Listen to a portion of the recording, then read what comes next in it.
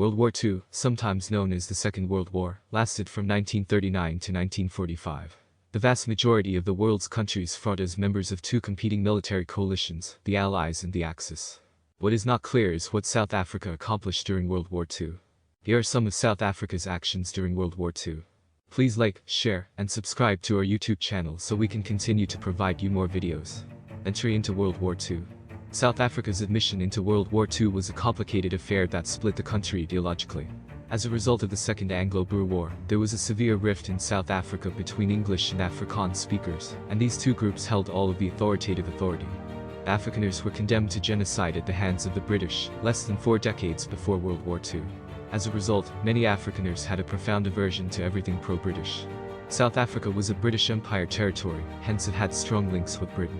However, South Africa's Prime Minister, JBM Hertzog, sought to keep South Africa neutral as the leader of the pro-Afrikaner and anti-British National Party, the same group that would go on to construct apartheid.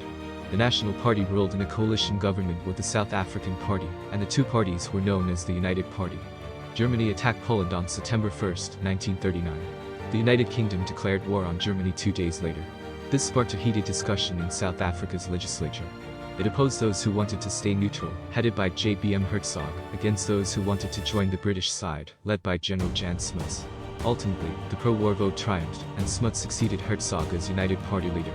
Hertzog was compelled to resign, and Smuts took over as Prime Minister, leading South Africa into war with the Axis.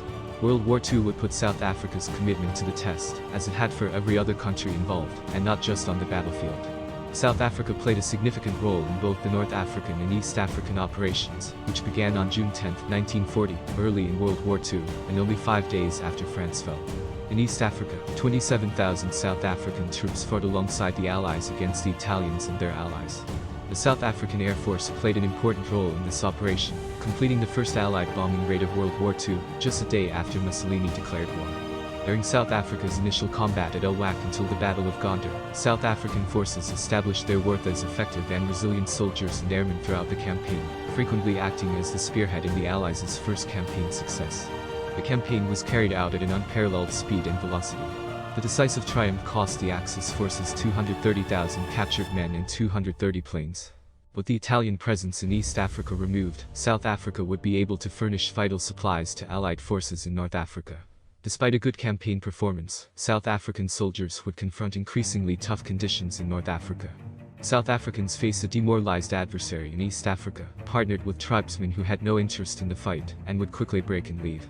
However, in North Africa, the South Africans met a far harder, better trained, and more successful foe, in the form of the German Afrika Korps, headed by the astute Field Marshal Erwin Rommel.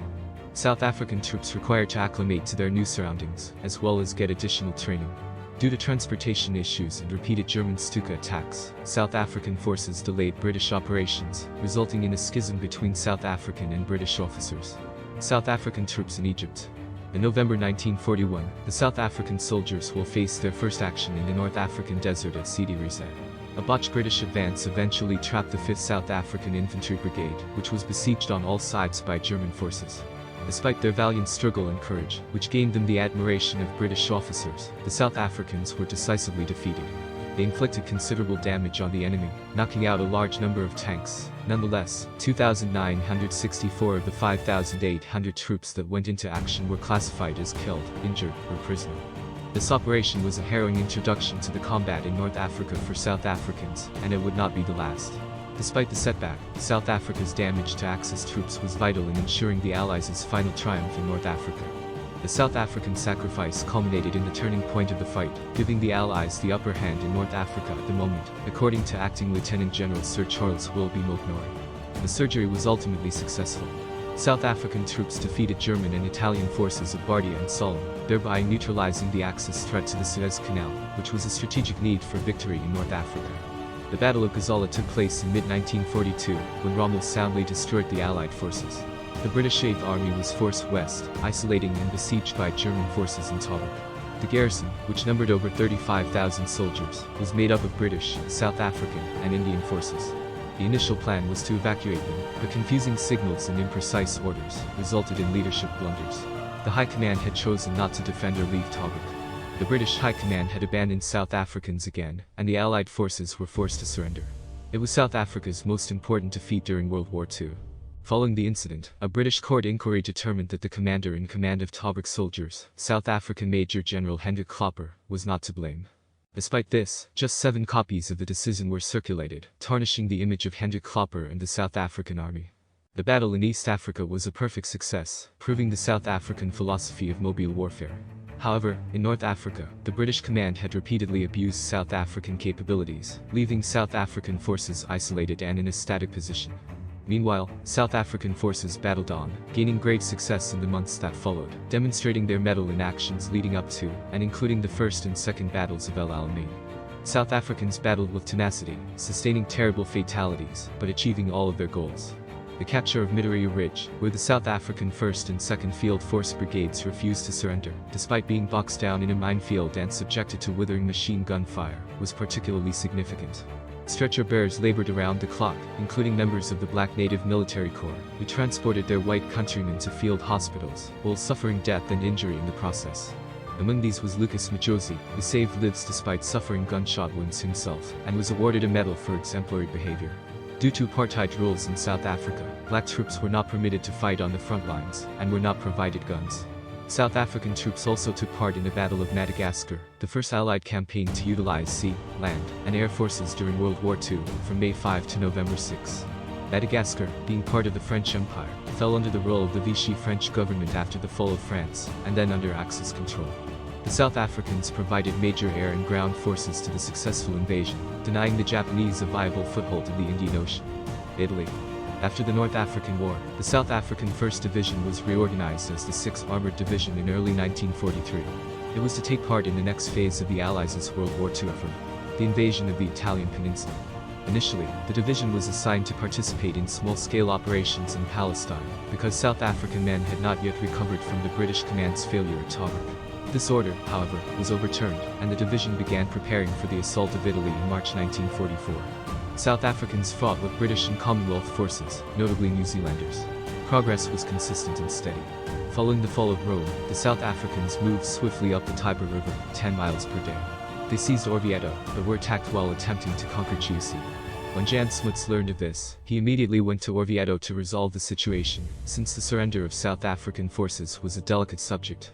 The South African 6th Armored Division led the attack on Florence in July 1944. After the city fell to Allied troops, the division's efforts were recognized, and it was removed to rest before being transferred to the US 5th Army.